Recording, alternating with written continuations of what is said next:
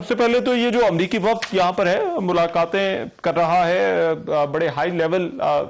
Visits हो रहे हैं, आपको लगता है कुछ प्रोग्रेस होती हुई नजर आ रही है जो राहदारी के लिए यहाँ पर अफगान गैर मुल्की मुकीम है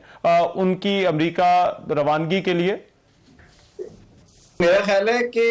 अमरीकी वफूद की जहाँ जो विजिट है उनके मकासद में एक मकसद तो ये राहदारी का भी है, लेकिन ओवरऑल सिचुएशन जो अफगानिस्तान में 2021 में जब से तालिबान ने टेक ओवर किया था, अब तकरीबन 2.5 साल का अरसा गुजर चुका है। और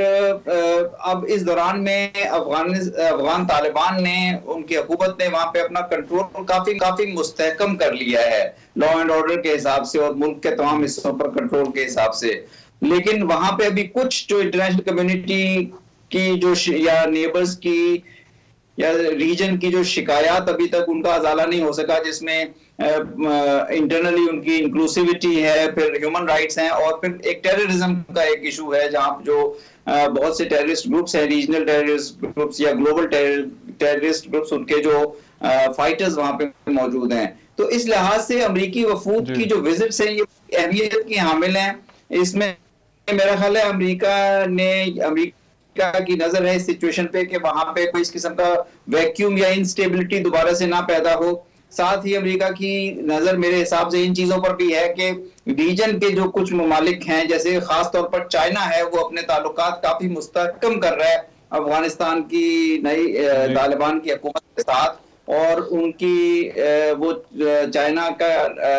की नजर में आइंदा BRI के प्रोजेक्ट्स को आगे लेके चलना, अपने इक्तसादी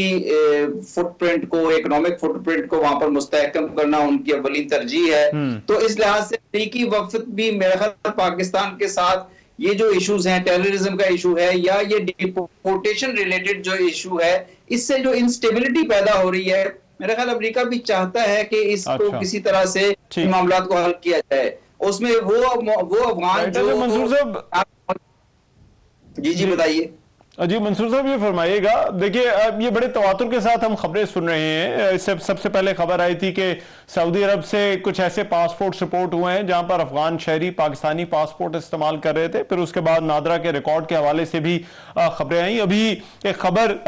जो रिपोर्ट हो रही है वो ये कि सिराज हक्कानी पासपोर्ट इस्तेमाल करते रहे। आपकी नजर में ये सब कुछ किस तरह से होता रहा और क्यों होता रहा है? देखिए, जहां तक अफगानियों को पाकिस्तानी पासपोर्ट या पाकिस्तानी शनाख्ती कार्ड या पाकिस्तानी डॉक्यूमेंट्स इशू होने का मामला है, ये कई सालों से मेरा ख्याल खबरों में है और इस पे बातचीत भी होती रही है। और बहुत से जो हमारे सिस्टम के लूप होल्स के जरिए हमने देखा कि अफगानों ने पासपोर्ट भी हासिल किए, उन्होंने शनाख्ती कार्ड भी हासिल किए। लेकिन ये जो पर्टिकुलर स्टोरी जिसकी आप बात कर रहे हैं, जिसमें सिराजुद्दीन हक्कानी के हवाले से ये बात की गई है, मेरे ख्याल में ये इस स्टोरी में की क्रेडिबिलिटी को कोई ज्यादा ऑथेंटिक इसलिए नहीं है कि जो दोहा में जो मुज़ाकरात हो रहे थे उसमें जो नेगोशिएशन टीम्स थी, चाहे वो अफगान तालिबान की थी या दूसरी तरफ से अफगान हुकूमत की टीम्स थी, वो एक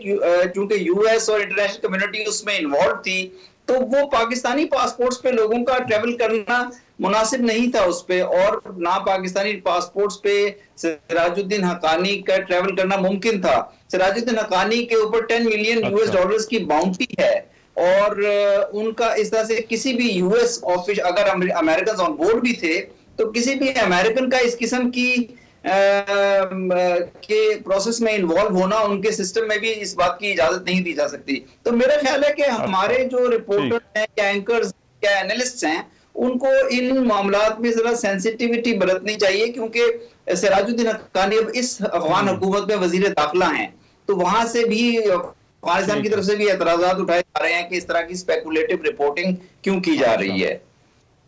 ठीक है, अच्छा मुझे लास्टली ये बताइएगा, ये जो अमेरिका फहरिस्तों का भी मामला है जो यहाँ पर राहदारी के लिए है, आपको रुकावट क्या नजर आती है इसमें, इन लोगों के वहां पर जाने में? और हमारे पास क्या कोई एस्टिमेट है कि कितने लोग ये 2 साल पहले जो तालिबान ने टेक ओवर किया उसके बाद हमारे इस वक्त शहरों में हैं और उसके बाद यहाँ पर आए हैं? देखिए, ये थाउजेंड्स में लोग थे, कोई लाख के करीब तो ऐसे लोग होंगे जो यहाँ पे आए, या लाख से ज्यादा होंगे जिन्होंने मुख्तलिफ ममालिक में फिर सकूनत इख्तियार करनी थी, रेजिडेंस मिलनी थी उनको, और उनमें से बहुत सौ ने यूनाइटेड स्टेट्स भी जाना था। और ये इन यूनाइटेड स्टेट्स और इन हुकूमतों की अश्योरेंस या गारंटीज के ऊपर आए थे कि इनके, चूंकि यूएस का प्रोसेस जो है वो काफी तवील है सकूनत इख्तियार करने के लिए, रेजिडेंसी लेने के लिए, तो उन लोगों को यहाँ पे लाया गया था। और फिर वो लोग, चूंकि यूएस की हुकूमत और यूएस की सोसाइटी ये समझती है कि इन लोगों का वापस अफगान जाने से उनकी जानों को खतरा होगा, तो उनके लिए यूएस के सिस्टम में अंडर प्रोसेस था। लेकिन चूंकि यूएस के सिस्टम के अंदर इस किस्म के वीजा को प्रोसेस करना बहुत टाइम लगता है, इसलिए मेरा ख्याल है काफी डिले हुआ। ठीक है। और जिसकी वजह से पाकिस्तान को ये परेशानी हुई कि भाई लोग यहाँ आ गए हैं और अब नहीं जा रहे। तो मेरा ख्याल है इस विजिट के दौरान ये यूएस की जो विजिट, बहुत शुक्रिया मंसूर अहमद खान साहब हमारे साथ मौजूद थे, साबिक सफीर अफगान, बात कर रहे थे मुख्तलिफ सिक्योरिटी से जुड़े मामला पर। एक ब्रेक लेते हैं, वापस आते हैं।